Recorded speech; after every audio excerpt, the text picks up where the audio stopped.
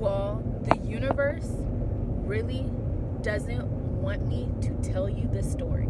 I have tried to record this video now for a total of 8 times. 8 times. 8. Each time, something goes on to where the video cuts off right in the middle of my story. And because I'm on limited technology, I can't piece together videos right now. So we're rolling with it.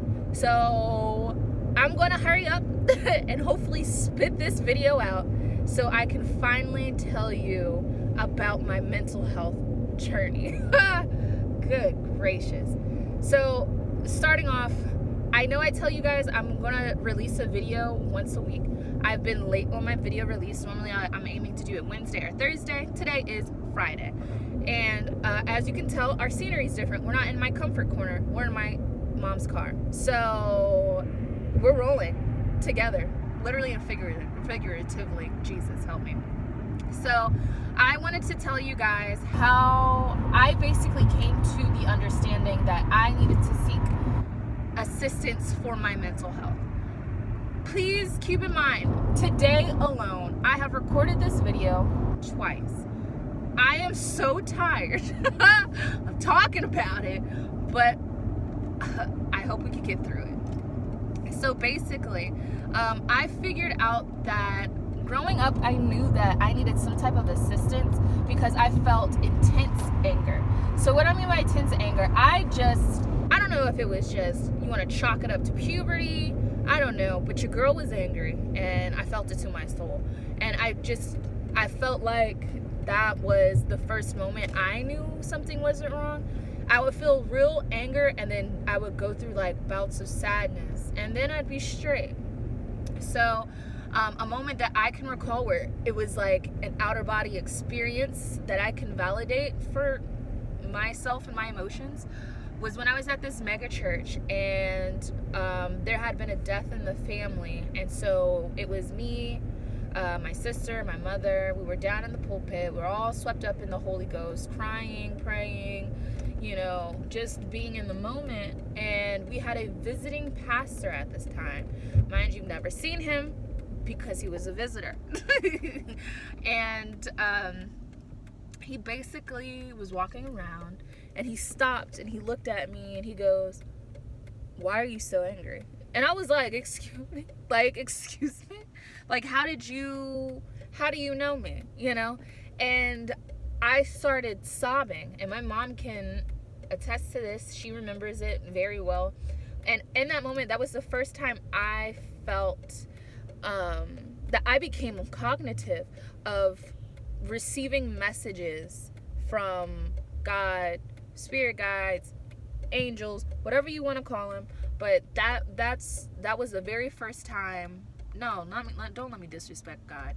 But whatever message I received from whatever being, that's how I received it. Now that was a mind-blowing moment, and I started crying, and I understood that I was crying because my soul was sad. It was such a maturing experience because, mind you, I couldn't have been more than like 12, 13 years old. I was in 7th grade at the time. So it was just like, it was a very outer body experience because I didn't understand why I was crying. It was beyond my understanding. Like, my soul knew, my higher being, my adult self knew why, and it resonated enough to where I started crying for no reason to me as a child. So fast forwarding, so I was dealing with like bouts of sadness and anger as an adolescence, and then moving forward as an adult. My spring semester of my last year in college, I was raped by a guy I was dating. Sorry, I probably should have given you a warning. In my other 2 videos, I definitely did. So warning, we're going to be talking about some real stuff. So, sorry.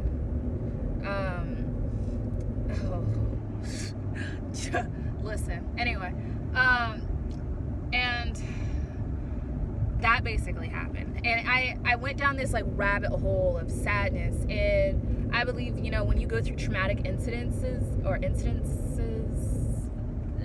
you go through traumatic things, when you go through traumatic episodes or just things in life, you know, I think it alters your brain. I think it alters your mental health, because that's when it really started getting bad for me. And I realized that I needed to seek assistance, so I went to go see a psychologist, or no, excuse me, a counselor. And at the counselor, I have no problem. I haven't been a stranger to counselors.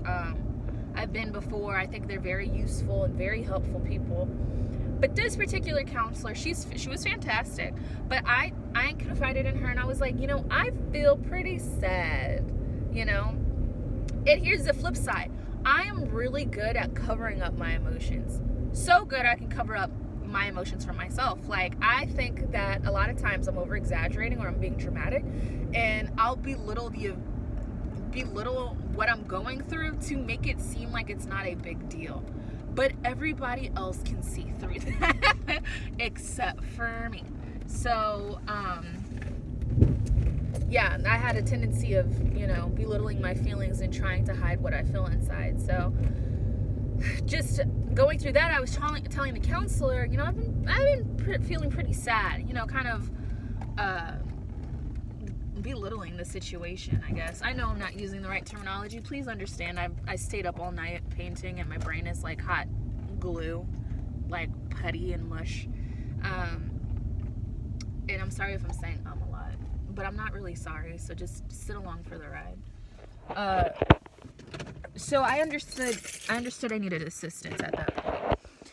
And I told her, I was like, well, you know, I feel pretty sad. And she's like, well, go deeper into your sadness. And so I went deeper into my sadness. And she goes, well, you know, everybody feels like that. You know, people feel like that. And I'm like, oh, okay, so these are normal. These are normal feelings. And I think the more I pushed and suppressed, the worse it got. And it didn't come to a head until 2018. My current boyfriend, he was like, you know, this isn't okay. Like, I would call out from work because I couldn't stop crying, or I couldn't get out of bed, or I just didn't have the will, or I felt hopeless, or I couldn't. Like, I felt like I could not. And I'm such a get up and get it person. I really am. Like, when I'm medicated, I'm like, let's get to this money. Like, the day has started. What are we going to do with the day? Like, and it's completely opposite. Like, it's Drew and then like anti-Drew.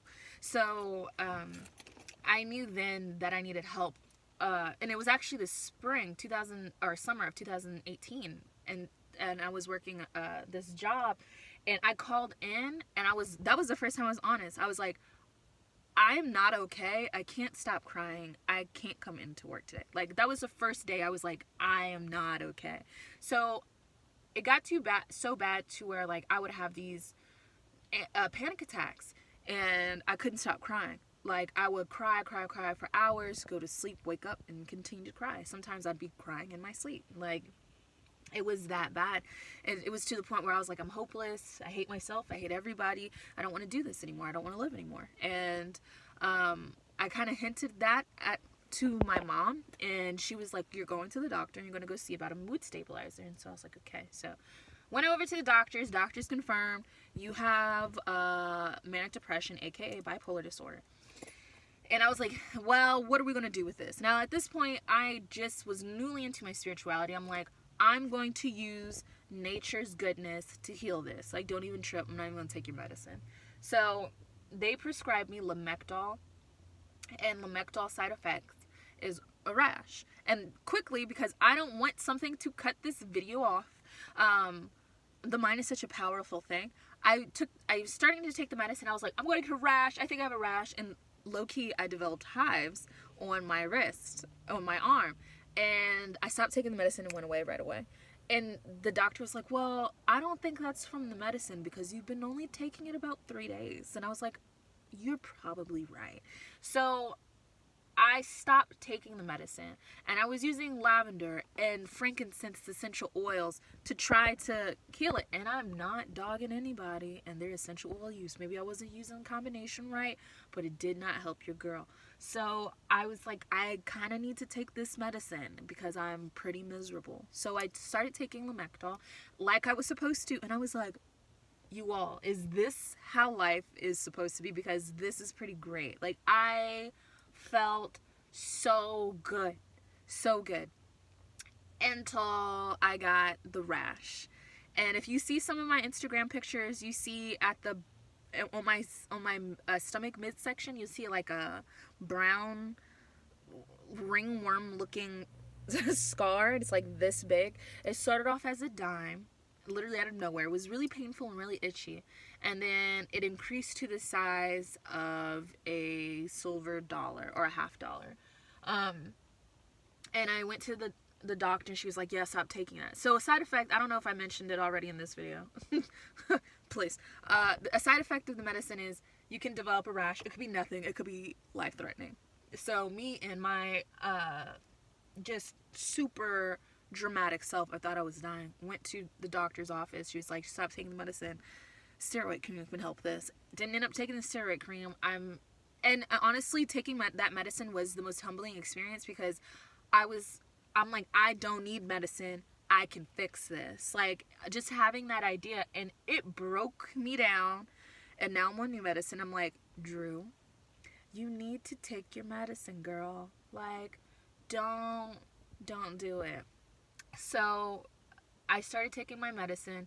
Now, the medicine I'm on, it's helpful. I feel great when I'm not drowsy. So the medicine I'm on is a sedative. And it's helpful. Like, I feel as productive, or a little bit as productive as how I was on Lamictal. But the medicine I have is a sedative. So I have to take up to 300 milligrams to, function properly. And that means I'll be asleep until 12 o'clock in the afternoon. I can't. I have to go to work in the morning and in the afternoon. So I'm like, okay, well, let me dial back on it. And it's just, now I'm trying to find the right balance. And then I'm like, I have to take it at 9 so I can wake up on time at 8 or 9. I'm a stinking poet. And I'm having to find my balance. I'm having to, is this medicine working for me in my lifestyle right now? Like, can I want to stay out and hang out and go on dates and be with my friends and do things like that, but I can't be out until 11 to 12 to 1 and then take my medicine because I'm going to be asleep for a while. So it's just, I'm having to find what is right for me right now. So this is my mental health story. I hope that it helped you, entertained you, just you got to know a little bit about me and my personal story. I'm going to continue to push these videos out for you all. Thank you, my subscribers. Y'all are awesome. Follow me on Instagram at Onyx, ONYX_Yodi, YODI, to follow me on my art and everything like that. I'm excited. Here's an announcement with a really sad video. Well, it's not sad, but hey, it's life. I will be in an art show. So this is my first art show in my adult life, because I did do art shows as a child. I've been painting since I was like 5th grade. And I'm super excited. I'm going out of my comfort zone. I'm going to be modeling some of the clothes. If you are in the San Antonio area, come out and check me out. If not, please subscribe.